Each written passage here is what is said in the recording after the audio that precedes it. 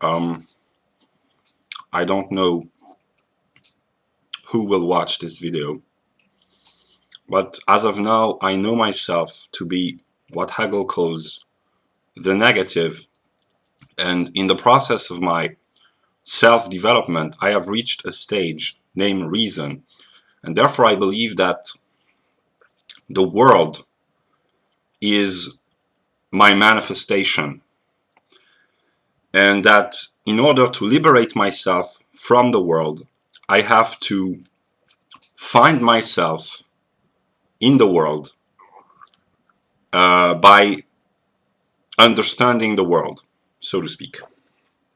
And I would like to talk about this book, Malcolm X, which I have not read yet. I've just read the beginning, but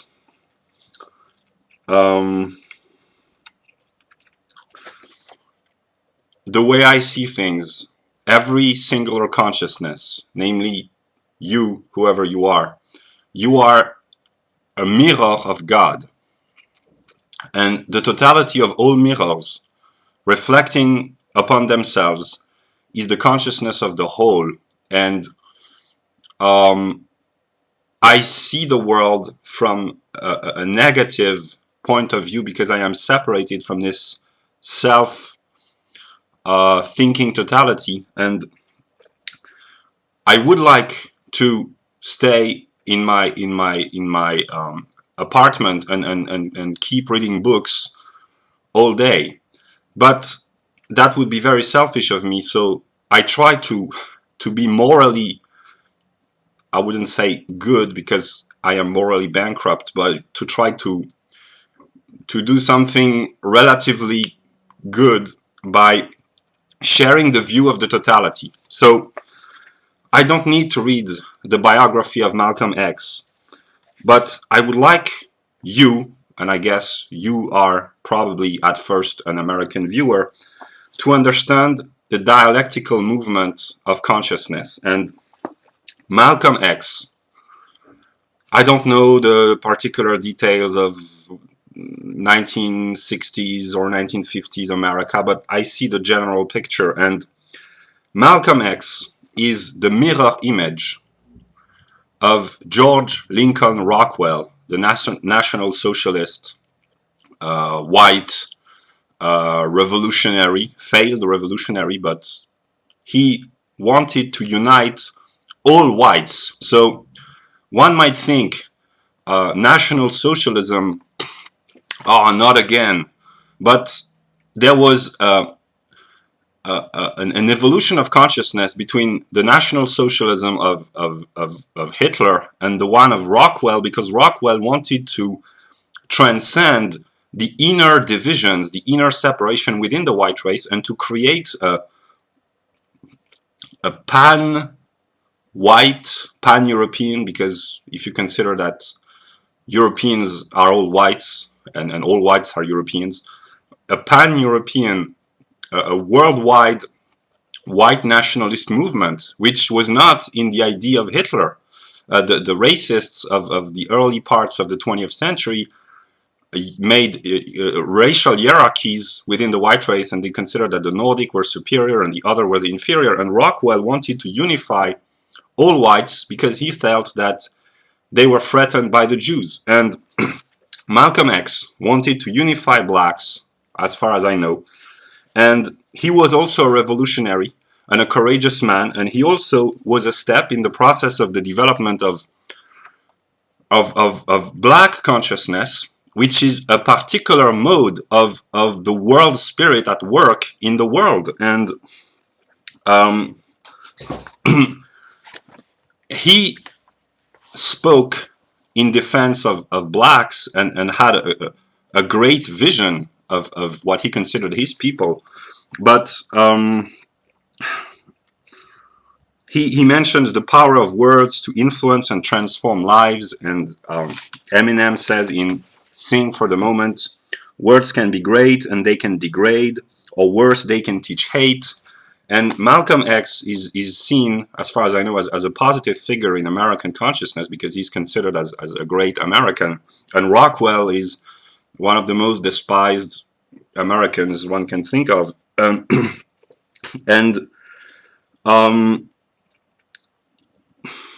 it's the story of this is from the foreword by his daughter, one of his daughters, and he says that this is the stories of men and women whose will and inner strength nourished their rise from impoverishment to wealth.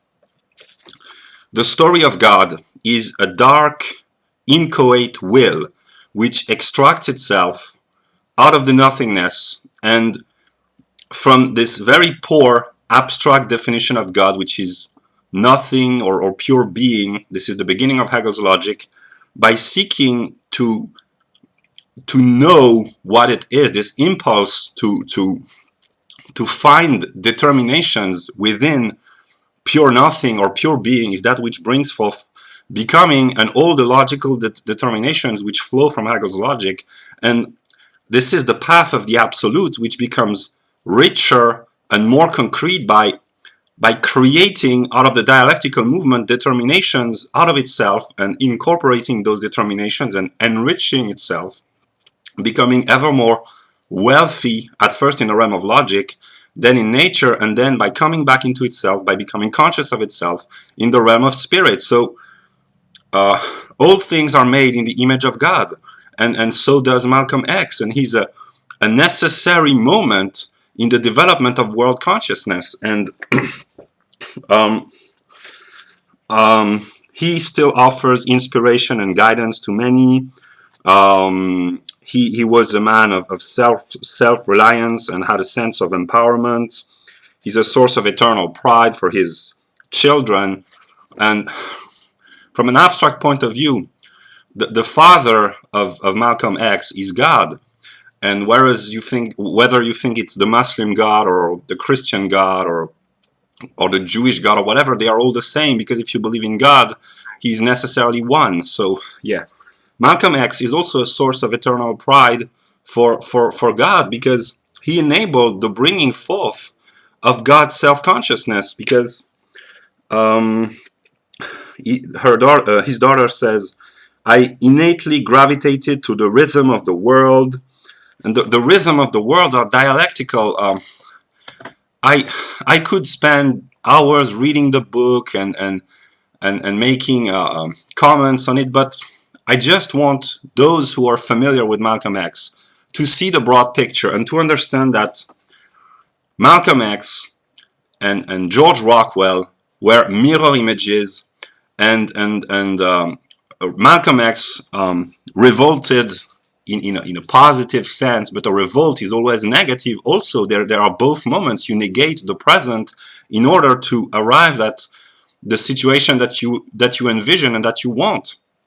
So it's always a dialectical movement, and he wanted to revolt against white oppression and to bring a sense of self-worth to blacks, which was a noble cause. But on the other hand, Rockwell wanted to revolt against the Jews and to unite all whites. And I thought about Rockwell because I read on Savitri Devi's book, on which I made videos this morning, that Rockwell said in 1960 that the book is a source of endless inspiration and the foundation for all thinking for him.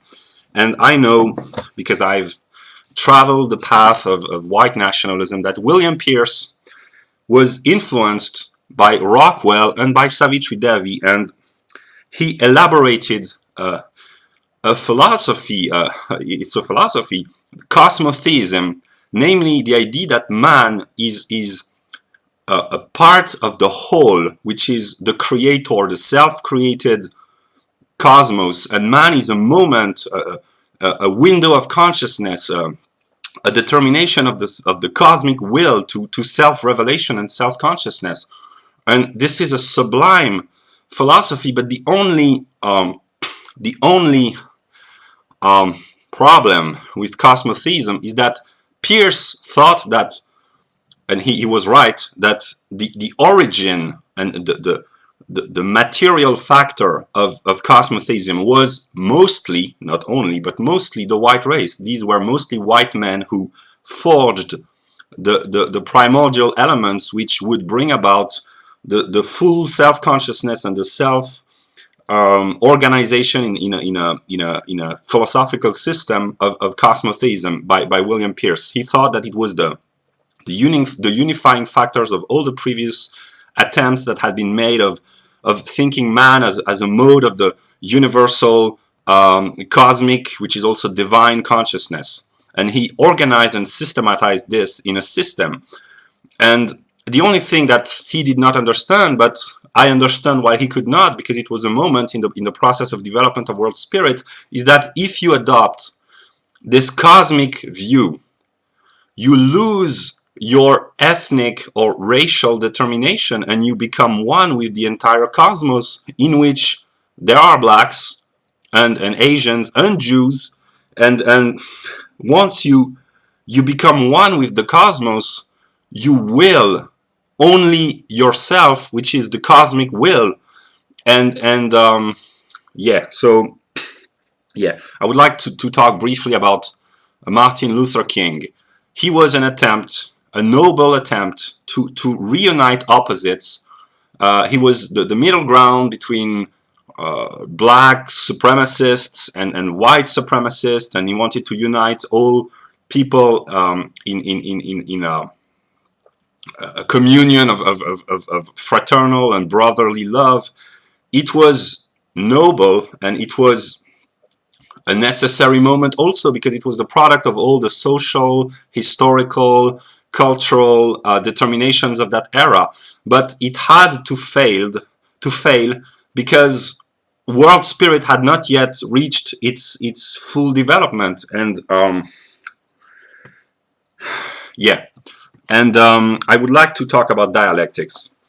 In 1950s and 60s America, I guess it was very difficult to be black. You were rejected, you were oppressed, you were hated sometimes, you were misregarded, you were mocked, you were denied access to many spheres of society. But the dialectical trick of history is that now it is white who are still relatively dominant economically and culturally, but the culture of whites in America, of most white, consists in self-denial and self-degradation and hating themselves. And there's this book, Whiteness, The Original Sin by Jim Goad, and it's a dialectical a movement of reason, namely that those who were proud and arrogant and dominant in the 1950s and 60s, 60 years later, they have become morally, culturally dominated, and today a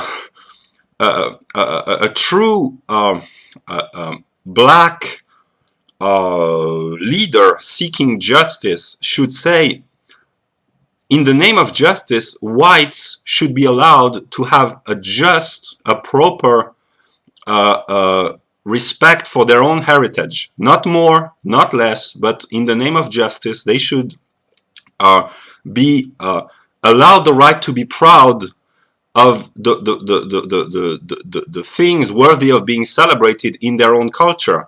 And of course, they should be realistic about all the horrors produced in white history. But if you are truly in the spirit of Martin Luther King, you should judge whites individually. And a white who spends his entire life denying himself, saying, my race is evil, it has brought colonialism, slavery, the Holocaust and all that, he has a serious problem, because he did nothing individually. He did not kill anyone. He just self-negated morally. And this white person, if I could speak, I'd say, you don't have to feel guilty for something that you have not done.